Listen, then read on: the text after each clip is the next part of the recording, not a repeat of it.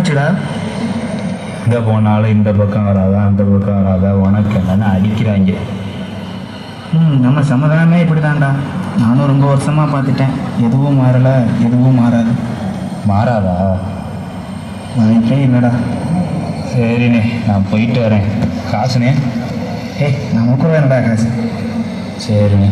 என்ன இது என்னண்ணே புதுசாக இருக்குது, உள்ளே போகலாமா? தெரியலடா, அது நமக்கு சம்மந்தமே இல்லை.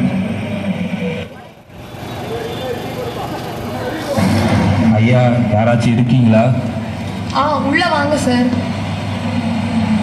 கையை கீழே போடுங்க சார். உட்காருங்க. நான் உட்கார்றாமா?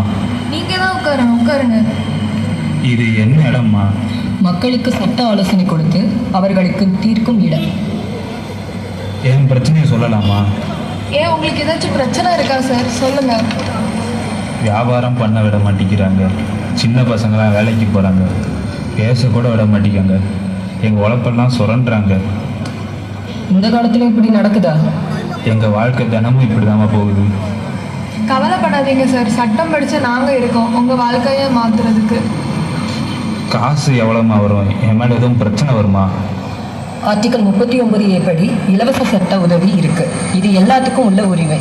நீங்க என்ன ஆச்சுன்னு எழுதி கொடுத்துட்டு போங்க, மற்றதெல்லாம் நாங்கள் பார்த்துக்கிறோம். இது எங்கள் ஸ்டைலில் நாங்கள் ஹேண்டில் பண்ணிக்கிறோம்.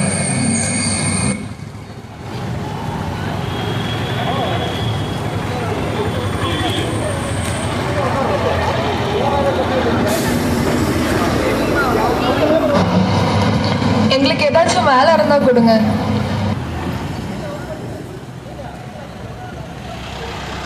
என்ன பெரிய படிப்பா படிச்சிருக்க போற, போய் பஞ்சல் போ. என்னென்ன சொல்றா பாரு. என்னம்மா, குழந்தைங்களாம் வேலை பார்க்குறாங்க, உங்களுக்கு உழைப்பு சுரண்டுறாங்க, உங்களுக்கு தெரியாதா?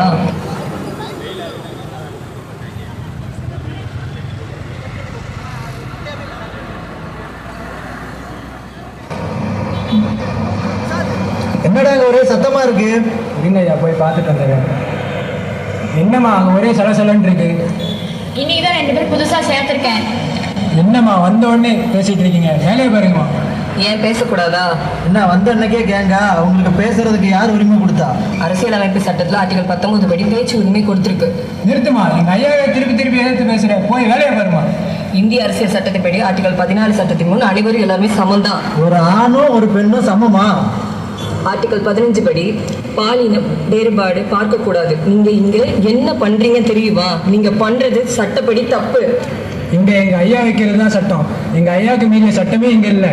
உங்களுக்கும் மேல அரசியலமைப்பு சட்டம் இருக்கு. இங்க பெண்கள் வச்சு அவங்க உழைப்ப சுரண்டாதீங்க. ஆர்டிகல் 23 படி வலுக்கட்டாயமாக வேலை பார்க்க வைக்கிறீங்க. இது தப்பு. அதுவும் இல்லாம 14 வயசு உள்ள குழந்தைங்களை வேலை பார்க்க வைக்கிறது.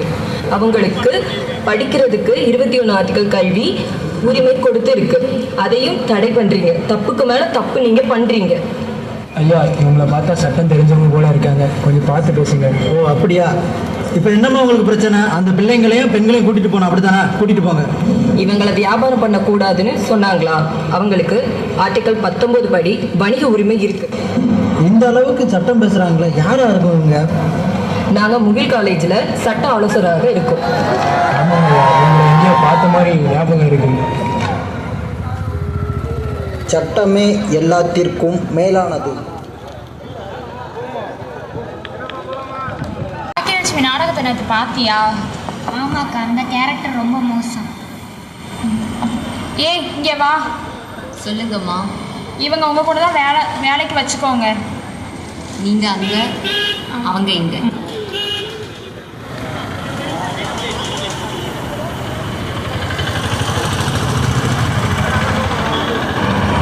உள்ள வாங்க. என்ன மில்லுக்கு லெட்டர் வந்திருக்கு.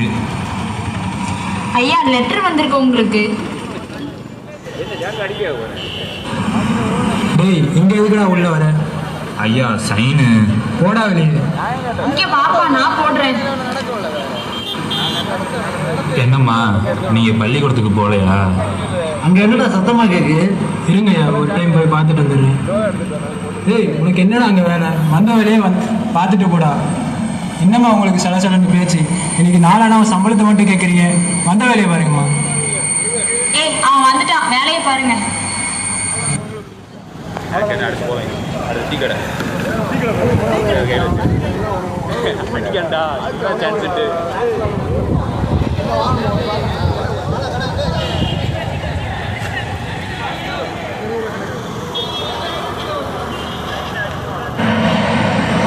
இன்னைக்கு ரொம்ப வேலை, எங்கே போனாலும் அடி விழுது. இது என்ன புதுசா